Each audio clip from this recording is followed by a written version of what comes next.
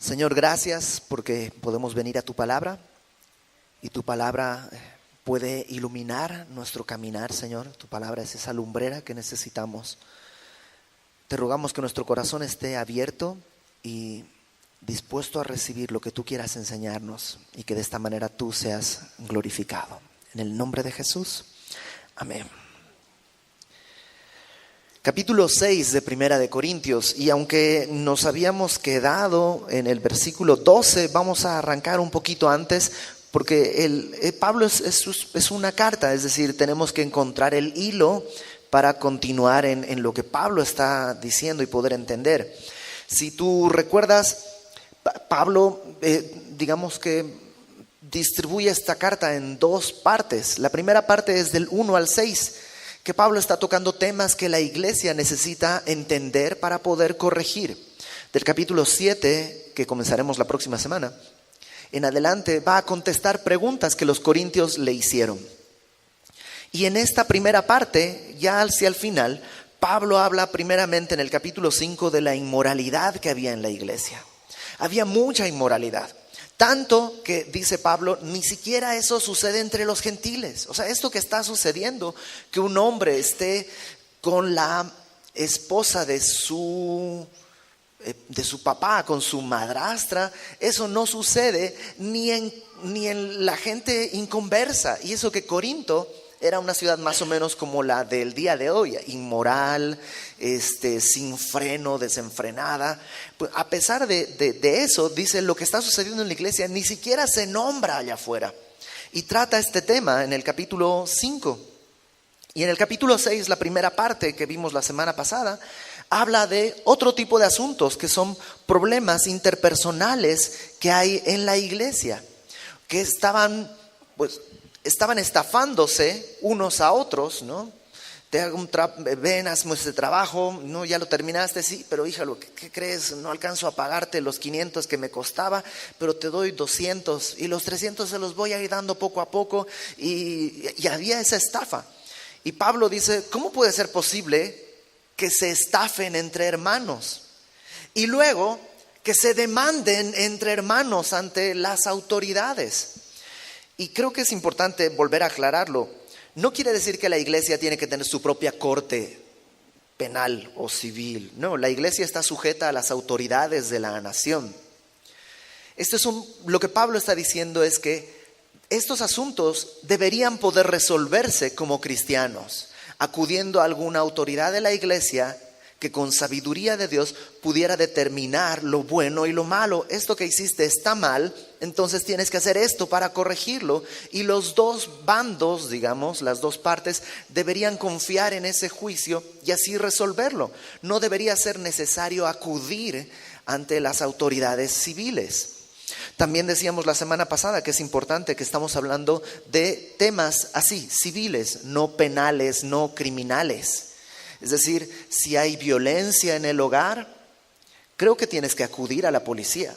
O sea, si tu esposo es violento, creo que tienes que llamar a la policía y tiene que haber una denuncia y sentarse un precedente, porque la violencia no es parte del matrimonio.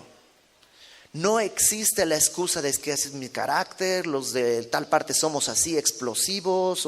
No existe la violencia, no existe permiso para la violencia en el matrimonio, bajo ninguna circunstancia, ni por mucho estrés, ni por muchas deudas, no existe ninguna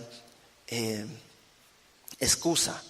Y si sucede eso, tienes que acudir a las autoridades civiles. Y si tiene que ir a dar al bote tu marido, pues que vaya, a lo mejor ahí conoce el evangelio, a lo mejor ahí puede arrepentirse. Entonces estamos hablando de otro tipo de cosas, ¿no? Pablo no dice, pues no hagan nada. No, dice, deberían resolverlo. Es importante que se resuelva, y es importante que se resuelva de la manera correcta. Ahora, a partir del versículo 9, que es donde vamos a entrar para poder agarrar el hilo, Pablo hace una lista de pecados que claramente está dividida en dos partes. Una primera parte, en el versículo 9, fíjate, no sabéis, me encanta cómo empieza Pablo diciendo, no sabéis, porque Pablo no está diciendo, tienen que creerme y así son las cosas porque lo digo yo. O sea, Pablo no está apelando a un autoritarismo, está apelando al razonamiento del cristiano. ¿No te encanta eso del cristianismo? Que el cristianismo apela a tu razón, no tienes que dejar tu cerebro afuera. Estoy leyendo un libro acerca de la influencia del cristianismo en el mundo, y este escritor, que es un escritor hindú, platicaba cómo la mentalidad de las religiones orientales, ¿no? El hinduismo y todo esto, la meditación, más bien tratan de apagar el cerebro, ¿no? Mira, se alcanza la felicidad apagando el cerebro. Por eso este tipo de y sonidos lo que tratan es pues que tu mente no piense. ¿Has oído eso? No, pon tu mente en blanco. El cristianismo es justamente lo opuesto. No dice pon tu mente en blanco. Sí, enciende tu mente, sea atento, date cuenta, mira, piensa, considera. Me encanta eso del cristianismo. Nuestra fe no es una fe ciega, tonta, sino todo lo contrario, es razonada, es inteligente. Y Pablo apela a eso. Les dice, ¿no sabéis? O sea, piensen, piensen, recuerden. ¿No sabéis que los injustos no heredarán el reino de Dios? Fíjate la lista de pecados. No erréis, ni los fornicarios, ni los idólatras, ni los adúlteros, ni los afeminados, ni los que se echan con varones. Y ahí Pablo claramente menciona pecados de tipo sexual, que en la iglesia suelen ser muy notorios, digámoslo así, ¿no? Son muy condenables. Habla claramente en contra del homosexualismo, y eso no es ser homofóbico, sino nada más es lo que dice la Biblia. El homosexual necesita arrepentimiento, tanto como el heterosexual que está viviendo en fornicación. No es un asunto de cargar el pecado más en un lado que en el otro. Comienza la lista diciendo fornicarios y termina diciendo los que se echan con varones, que es una clara referencia al homosexualismo. Ambos necesitan entender que los injustos no heredarán el reino de Dios. Luego continúa la lista, versículo 10, que son más bien pecados, digamos, sociales. Ni los ladrones, ni los avaros, ni los borrachos, ni los maldicientes, ni los estafadores heredarán el reino de Dios. Entonces pareciera que a Pablo está haciendo una referencia. Los del capítulo 5, inmorales, no van a heredar el reino de Dios. No erréis, no se equivoquen. Pero tampoco los de la primera parte del capítulo 6, ¿no? Los que estafan, los que están movidos por el dinero y la avaricia, tampoco van a heredar el reino de Dios. ¿Te das cuenta cómo Pablo empareja los dos tipos de pecado? Ahora quiero ser bien claro en esto, y espero que quede muy, muy, muy claro. Nadie se va al infierno por ser fornicario, o por ser homosexual, o por ser avaro, o por ser ladrón. Nadie se va al infierno por esas cosas. Todos somos condenados no por lo que hacemos necesariamente, sino por lo que somos. Somos pecadores. Aún antes de que hagamos pecado, ya somos pecadores. Hay un dicho, ¿no?, que es de estos dichos que son medio confusos, pero creo que tiene una base de razón. Dice, no eres pecador porque pecas, sino que pecas porque eres pecador. Aún si dejaras de pecar, no resuelves tu problema, porque el problema está en tu naturaleza, en mi naturaleza. Si estuviéramos en coma desde el momento en que nacemos, de todos modos somos pecadores y somos condenados. Nadie va al infierno por practicar estos pecados. Cuando dice al principio, los injustos no heredarán el reino de Dios. ¿Quién es el injusto? Aquel que no ha sido justificado. Aquel que no ha creído en la obra de Cristo en la cruz del Calvario, ¿no? Todo lo estudiamos en Romanos a detalle. Todo el que no ha creído en Jesucristo es injusto, no ha sido justificado y por tanto está fuera del reino de Dios. Así no haya fornicado, así no sea homosexual, ni avaro, ni ladrón, etcétera, etcétera. Ahora, el asunto es que todo injusto, todo aquel que no ha conocido a Cristo, no ha sido justificado, tarde o temprano va a deslizarse hacia alguno de estos pecados. Eso va a suceder. Estos pecados, esta forma de vivir es el síntoma de algo que está sucediendo internamente, de algo que no ha sido transformado. Es como un muerto. Alguien que ha muerto no es que anhela apestar, a podrirse. O sea, no es su propósito, nomás sucede porque es el resultado de su condición. El resultado de alguien que está muerto espiritualmente es esta lista de cosas y otras cosas más que la Biblia enumera más tarde. Entonces no resuelves poniéndole perfume al muerto. Nomás disimula, pero no lo resuelve. ¿Qué necesitaría para dejar de oler a muerto? Estar vivo. Necesita vida. Entonces no resuelves tu vida dejando de fornicar, dejando de robar. Porque eso no resuelve el problema. Necesitas una nueva vida en Cristo, pasando de muerte a vida. Entonces se resolverán estas cosas. Porque Pablo dice, verso 11, esto erais algunos. ¿Te das cuenta? Eran. Eso es un tiempo pasado. No dice esto hacían, porque el énfasis no está en lo que haces, sino en lo que eres. Esto eran algunos, mas ya habéis sido lavados, ya habéis sido santificados, ya habéis sido justificados. ¿Te das cuenta? No dice ya habéis sido corregidos. Dios no corrige las personas. Dios las hace una nueva criatura. ¿Cómo? Dice Tito, por medio de la renovación. Fíjate, Tito capítulo 3. Acompáñame a Tito, capítulo 3, versículo 5. Desde el versículo 4 voy a leerlo. Tito 3, 4. Cuando se manifestó la bondad de Dios nuestro Salvador y su amor para con los hombres, nos salvó no por obras de justicia que nosotros hubiéramos hecho. O sea, no nos salvó por dejar de fornicar o dejar el homosexualismo o dejar de robar. No nos salvó por obras de justicia que nosotros hubiéramos hecho, sino, ¿por qué? Por su misericordia, por el lavamiento de la regeneración y por la renovación en el Espíritu Santo. Verso 6, el cual el Espíritu Santo derramó en nosotros abundantemente por Jesucristo nuestro Salvador, para que justificados, ¿ves? Ya no somos injustos, ya hemos sido lavados, regenerados, ahora somos justificados, no por nuestras obras, sino por su gracia, viniésemos a ser herederos, ¿no? Heredamos el reino de Dios, conforme a la esperanza de la vida eterna. Y eso tiene que quedar bien claro, porque si no estaríamos predicando un evangelio de obras, de no hagas, no hagas, no hagas, no hagas. Y en el cristianismo no se trata de lo que hagas o no hagas, sino de lo que Cristo hizo. Y lo que Cristo hizo, sí, va a afectar lo que hago, pero es un resultado, es un resultado.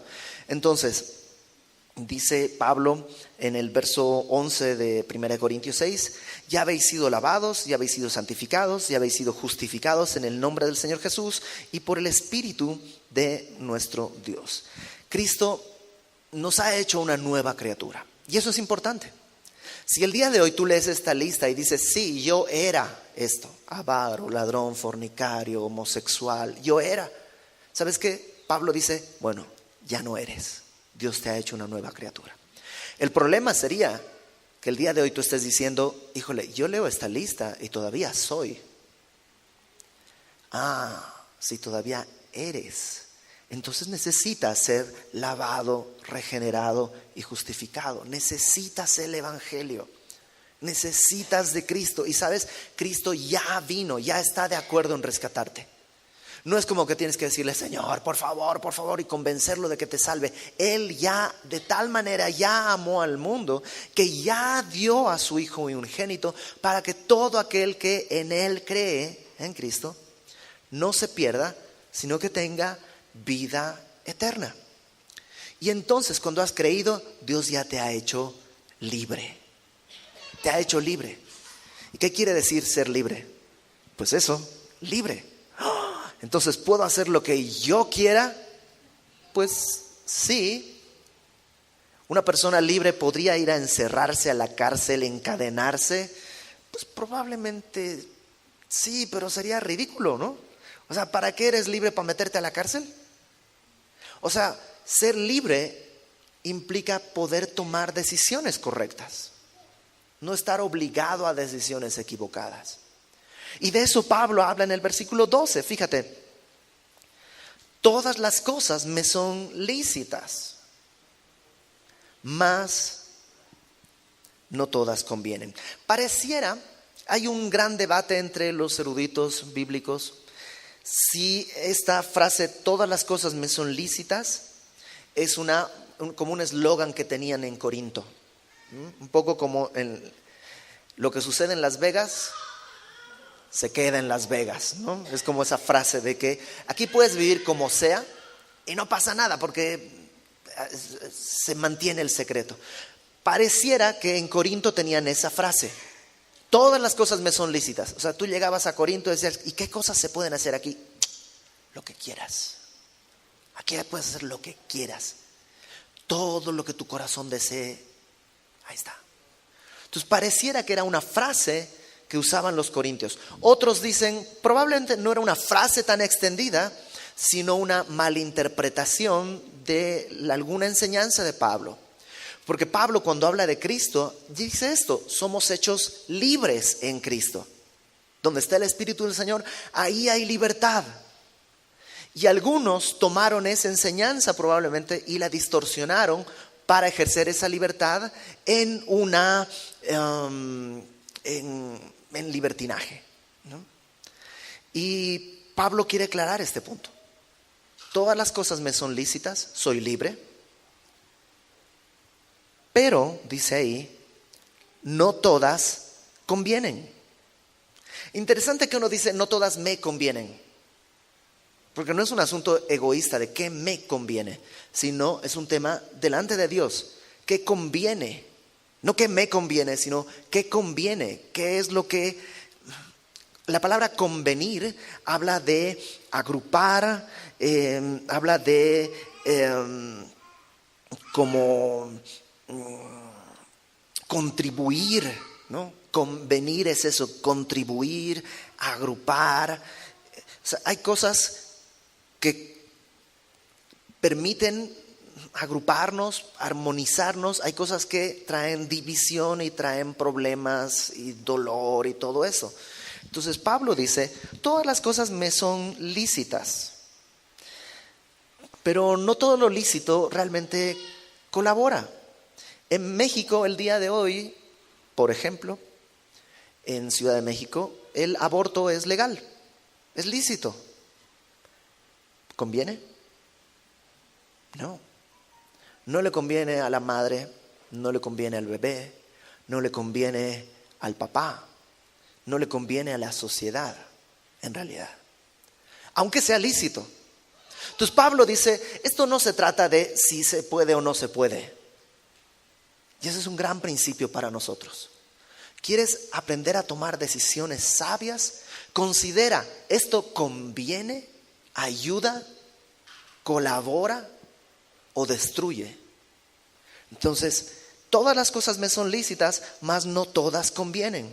Una vez más repite, todas las cosas me son lícitas, mas yo no me dejaré dominar de ninguna.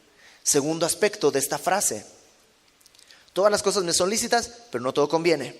Segundo aspecto, no todas las cosas son lícitas, mas yo no me dejaré dominar de ninguna. ¿Sabes qué hace el pecado? Te esclaviza. Aparentemente, ¿no? En el mundo te dicen, eres cristiano, entonces no te dejan tomar, no te dejan bailar, no te dejan fumar, no te dejan disfrutar, no te dejan. En cambio yo soy libre, como el viento y peligroso, como un potro sin domar, ¿no? El asunto es ese. Eso no es libertad. Eso es ser esclavo de tus propias pasiones. Esclavo, literal, como un potro sin domar. El mundo cree que es libertad. El mundo dice, soy libre, estoy volando. No, estás cayendo y vas a azotar contra el piso. No estás volando, nadie puede volar. Estás cayendo. Y eso hace el pecado. Entonces, soy libre de tomarme una cerveza. Órale, va, eres libre. ¿Cuántos alcohólicos conoces que comenzaron a beber diciendo, quiero ser alcohólico? Quiero depender de la bebida para siempre. Probablemente ninguno. Pero ¿cuántos han quedado atrapados ahí sin encontrar salida, ni respuesta y a veces ni esperanza? ¿Cómo llegaron ahí? Dominados por el pecado. Entonces, todas las cosas me son lícitas, pero ¿esto sería un buen amo en tu vida? ¿Sería un buen regente, gobernador de tu vida? Porque muchas cosas nos van a gobernar. ¿Qué prefieres? ¿Que te gobierne la bebida, la pornografía? O sea, Pablo va a hablar de pureza sexual más adelante. Y va a hablar en ese término. ¿Quién te está gobernando? Entonces, todas las cosas me son lícitas. Órale, va. Dice, ahí lo dice, está en la Biblia. Todas las cosas me son lícitas. Pero convienen, número 1. Número 2, ¿te hacen libre o te dominan? ¿Cómo saberlo? Pues, ok, tu conciencia en este momento te está diciendo, esto es lo que quiero limpiar, esto es lo que quiero lavar. Te reto, no que me tienes que contar ni nada, pero te reto, déjalo. Si es un programa de televisión, si es una cosa en internet, lo que sea, déjalo. Si puedes dejarlo, no te domina. Pero si llegando a tu casa dices, híjole, pero es que había dicho, y empiezas a pensar cómo brincarte la trampa, entonces te domina. Es así de sencillo. Y lo que ya te domina te ha quitado la libertad. La única manera de ser libre es siendo esclavo de Cristo. Es la única manera de ser libre. Entonces Pablo dice, no me dejaré dominar por ninguna. Verso 13, aquí utiliza otra frase que tal vez era una frase de los corintios, tal vez es una malinterpretación que la iglesia hizo de una enseñanza de Pablo. Fíjate, la frase dice, las viandas para el vientre y el vientre para las viandas. ¿No? Básicamente, al cuerpo lo que pida. ¿No? Así como la comida es para la panza para la comida. O sea, ¿para qué sirve la panza? Pues para llenarla de comida, pues llenémosla. Entonces era una frase que se usaba de esa manera, es decir, ¿tienes apetito sexual? Pues dale, o sea, para eso es el cuerpo, ¿no? Dios diseñó el cuerpo y pues si lo diseñó así es para usarlo, entonces tú dale, no pasa nada. Entonces Pablo toma esta frase, las viandas, la comida para el vientre y el vientre para las viandas, y luego aclara, verso 13, pero tanto al uno como a las otras, al vientre y a las viandas, las destruirá Dios, pero el cuerpo no es para la fornicación, sino para el Señor, y el Señor para el cuerpo. Entonces Pablo hace una diferencia. Sí. La comida nomás entra y ya.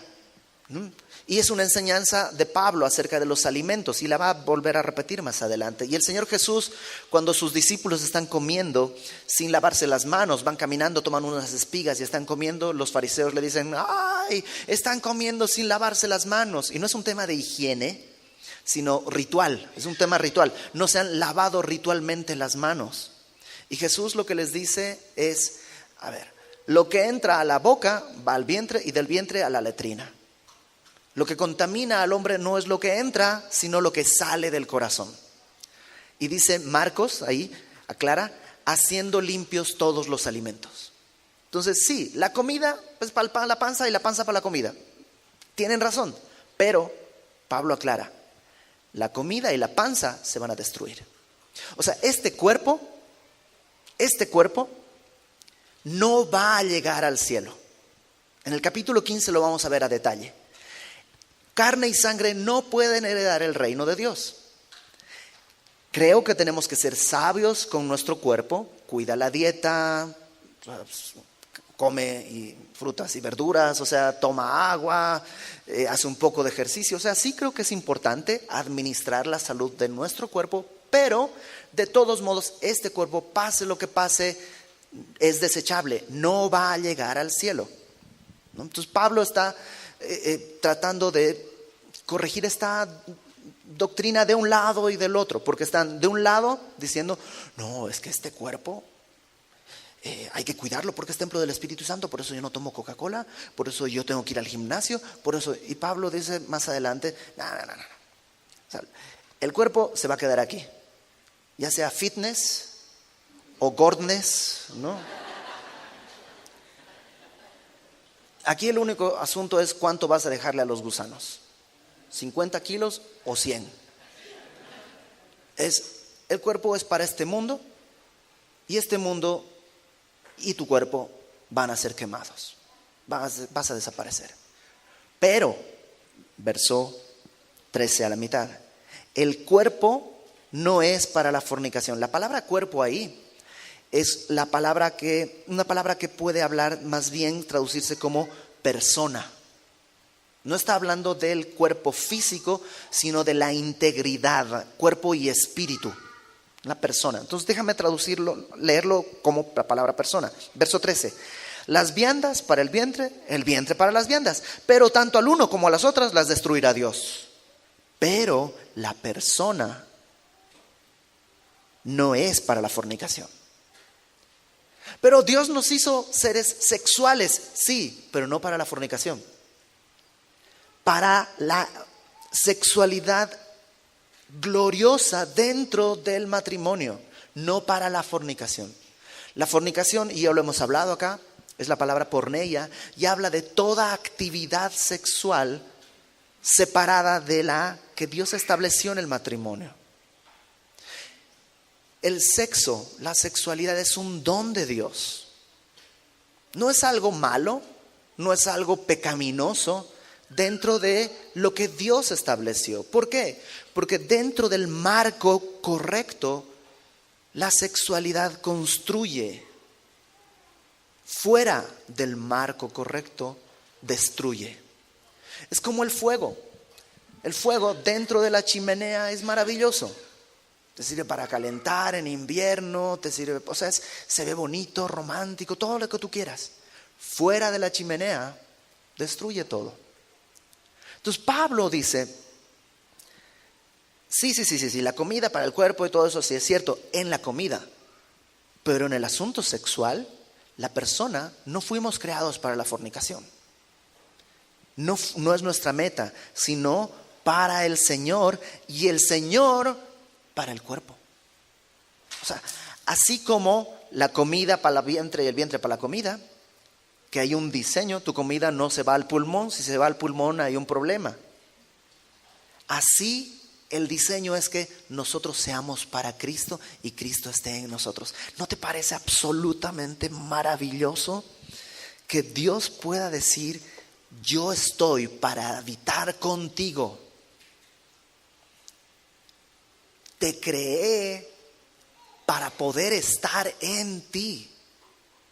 O sea, no es un accidente, es un diseño de Dios desde el principio poder estar en una comunión con nosotros. Verso 14.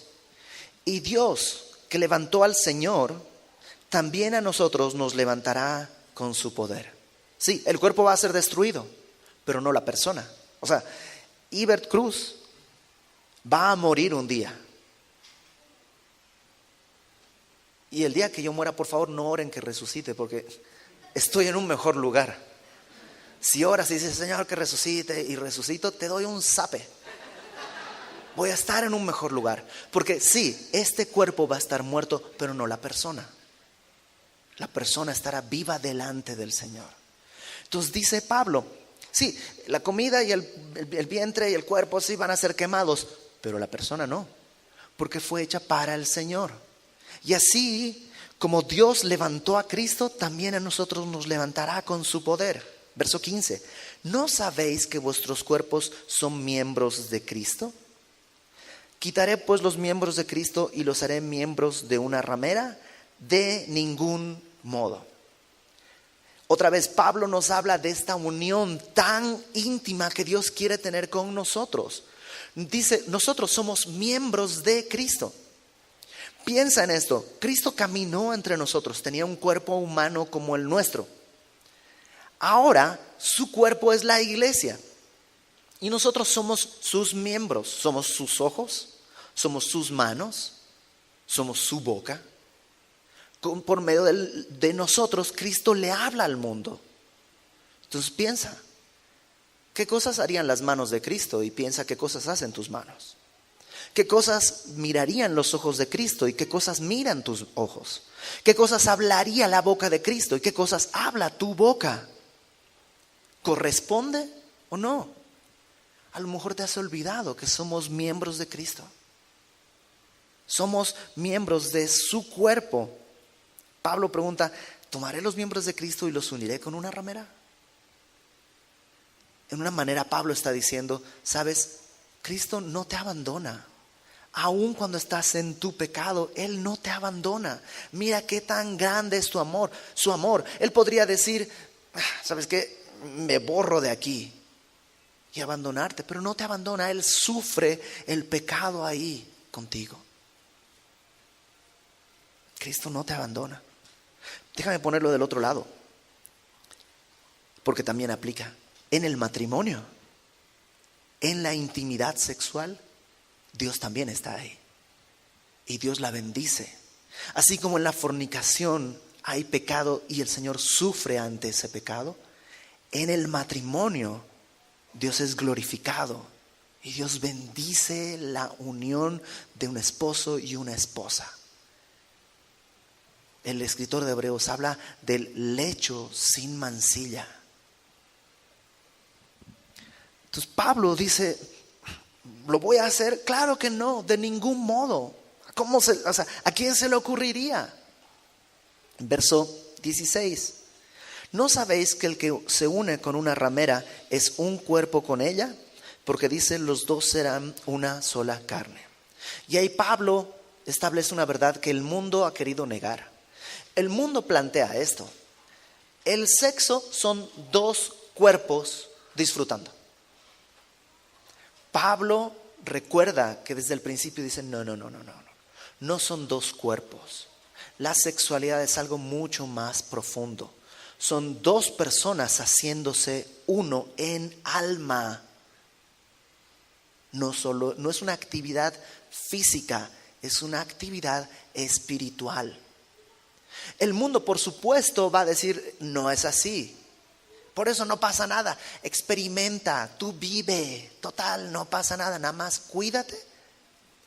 Y ahora ya ni cuídate, porque total, si te embarazas, pues vamos a hacer que el aborto sea legal y gratuito en todas partes. Entonces, pues tú dale. ¿Y cuál es el resultado?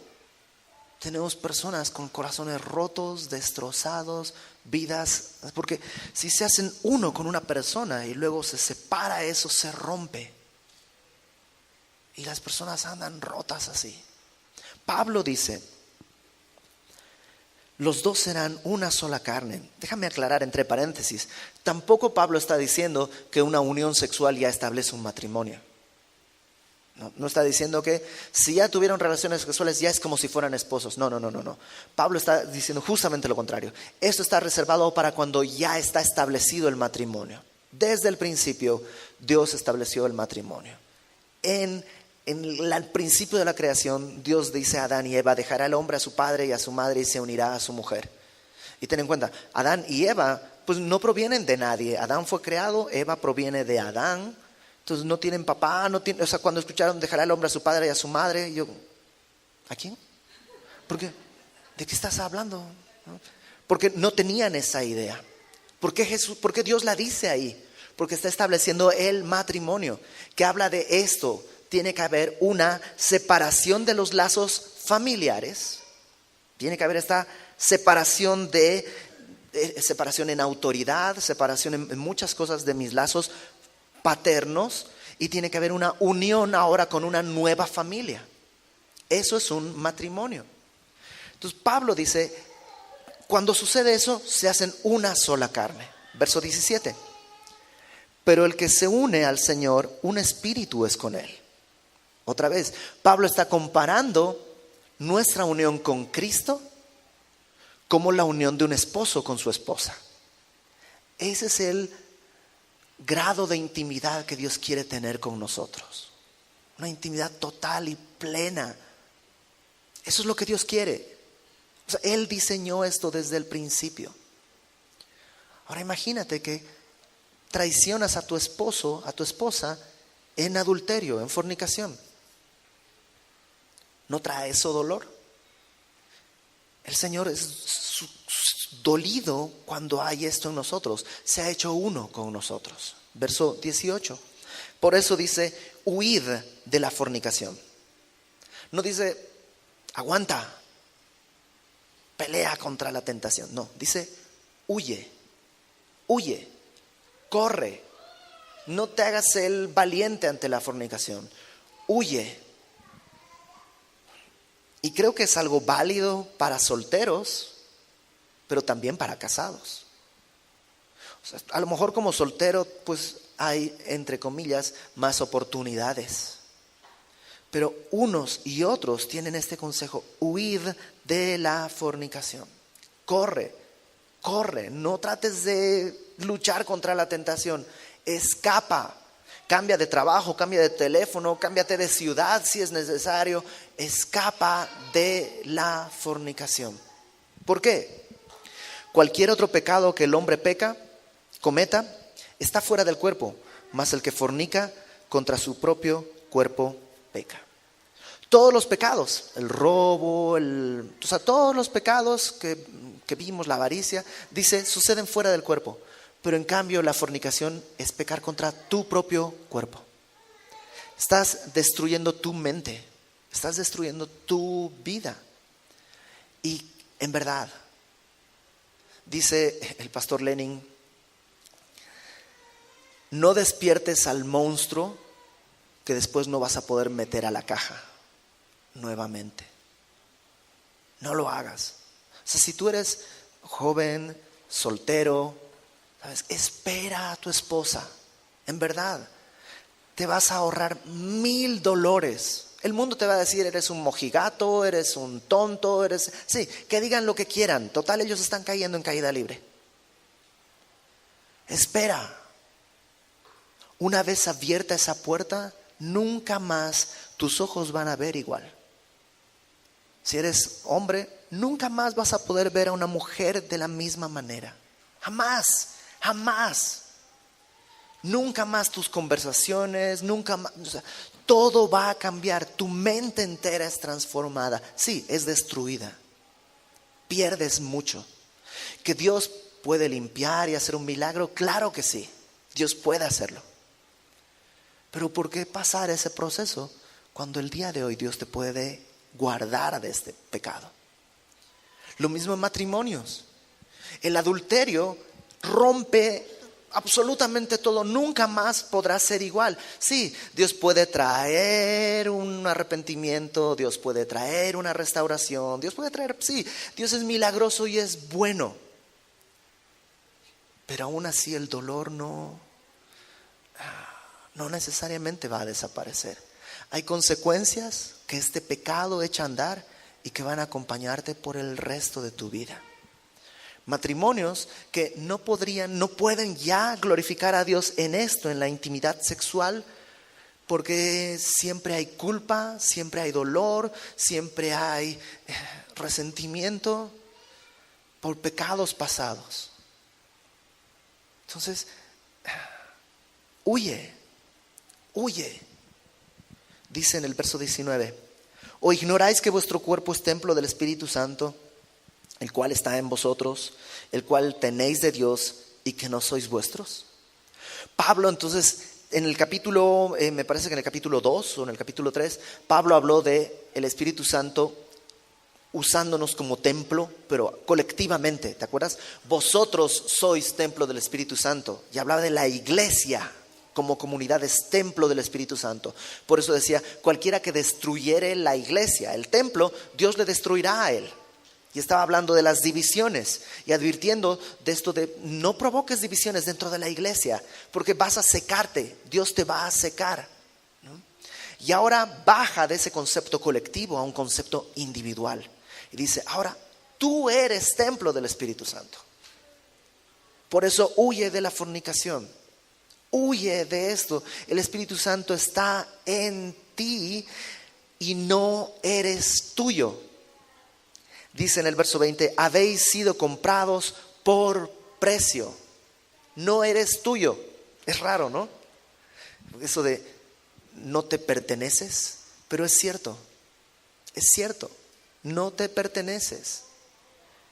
Yo puedo hacer con mi cuerpo lo que yo quiera. Sí, pero si has creído en Cristo ya no es tu cuerpo. Ya no es tuyo. Fue comprado por precio. Le pertenece al Señor.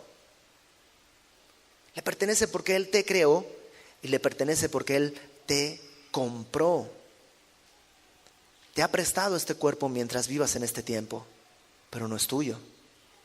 Entonces cambia toda mi perspectiva. ¿Cómo voy a vivir? Todo me es lícito, sí, pero no todo me conviene. No es mi cuerpo, es del Señor. Todo me es lícito, sí, pero como no es mío, no lo puedo poner a que sea dominado por cualquier cosa, sino solo por su dueño. Habéis sido comprados por precio. Entonces, ¿qué hacemos? Dice al final, glorificad pues a Dios en vuestro cuerpo y en vuestro espíritu, los cuales son de Dios. Para eso te compró, para que seas para la gloria de Dios. En tu cuerpo y en tu espíritu. En tu cuerpo y en tu espíritu. No solamente quiere tus acciones santificadas, sino también tus intenciones, tu espíritu, tus anhelos. Déjame ponerlo al revés.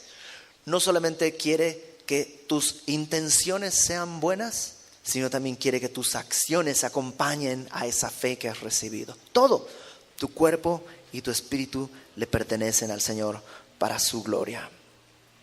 Ahora, Pablo no escribe esto con desprecio.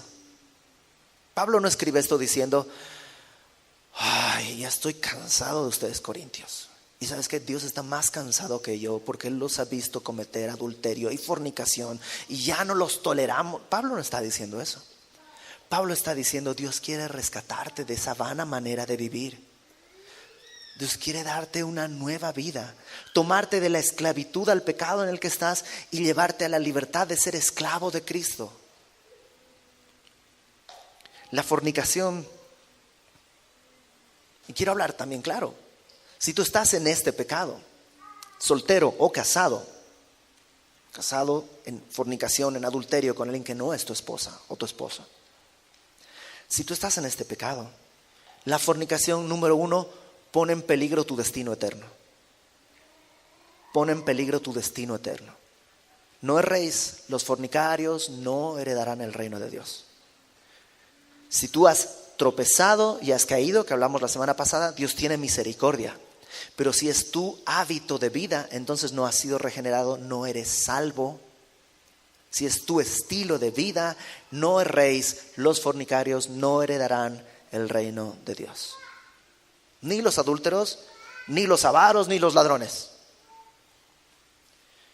Número 2, la fornicación lastima a nuestro Rey Santo. Este Rey que ya puso sus manos para ser clavadas, que ya puso su espalda para ser golpeada, que ya puso su cuerpo para ser desechado, que ya se humilló, que ya murió por nosotros, que ha resucitado y está en la gloria, ahora sufre si nosotros vamos en fornicación, porque Él está ahí. ¿Uniré los miembros de Cristo con los de una ramera? De ninguna manera. Y por último, la fornicación destruye tu mente. Destruye tu mente. Lee en tu casa los primeros 10 proverbios, del 5 al 10 en particular. Todo lo que habla acerca del adulterio y la fornicación, dice que el que comete esto es falto de entendimiento. Pablo dice que está pecando contra su propio cuerpo. Entonces déjame decirlo con mucho amor, pero con mucha firmeza. No seas, perdóname que use la palabra, pero no seas tonto. No seas necio. O sea, si estás en ese camino, pon un alto el día de hoy y arrepiéntete. Perdóname, no seas tonto, no sigas ahí. Muchos, Dios nos rescató de ese mismo callejón, 20 metros más adelante. Y solo es un pozo del que duele salir. Entonces, Dios quiere hacerlo el día de hoy, quiere sacarte y rescatarte el día de hoy. Y Dios es fiel. Y su Espíritu Santo está aquí para poder en nosotros hacer esa obra que nosotros solos no podemos hacer. Así que vamos a orar. Señor, gracias porque pues nos damos cuenta de nuestra necesidad. Nos damos cuenta de lo mucho que podemos necesitarte. No solo en nuestro espíritu, en nuestras intenciones, sino también en nuestro cuerpo, en nuestras acciones. Y el día de hoy queremos que, apelando a esa misericordia que tú nos has tenido, por la gracia que tú nos tienes, que el día de hoy, Señor, nuestro cuerpo sea puesto como sacrificio vivo, santo y agradable a ti, que ese es nuestro culto racional. Que en verdad podamos, como dice tu palabra, mantener nuestros vasos, nuestros cuerpos en pureza, para que tú seas exaltado, Señor. Yo te ruego por aquellos que están luchando contra las tentaciones, Señor, que puedan ver la puerta y huir, escapar, Señor. Guarda del pecado a quien está batallando, Señor. También te ruego por aquellos que ya han caído y que están el día de hoy cargando con muchas consecuencias. Dales un corazón humilde y arrepentido y que puedan llevar tu yugo sobre su cuello, porque tu carga en verdad es ligera. Guárdanos a todos en santidad. Haz tu obra, Señor. En el nombre de Jesucristo te lo pedimos, Señor. Te lo rogamos sabiendo que nos escuchas y sabiendo que tú eres el que quiere hacer esta obra, porque tú iniciaste nuestra restauración. En el nombre de Jesús. Amén.